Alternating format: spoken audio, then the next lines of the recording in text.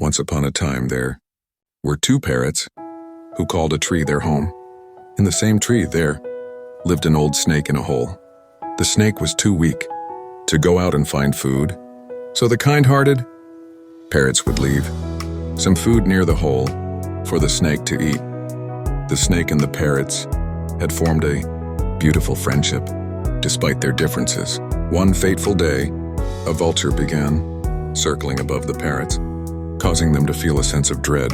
Suddenly, a hunter appeared and took aim at one of the parrots with his arrow. In a moment of true loyalty and courage, the snake, despite his frailty, bit the hunter's leg to protect his friends. The snake's bite caused the hunter's aim to falter, and the arrow ended up striking the vulture instead. The snake's selfless act not only saved the parrots from harm, but also showed that true friendship knows no boundaries. In demonstrating such loyalty and bravery, the snake proved to be a true friend to the parrots. This heartwarming story reminds us that true friends are our most valuable assets.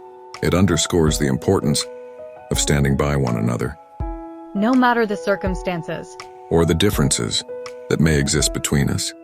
True friendship, as shown by the snake, is a bond that is worthy of cherishing and protecting.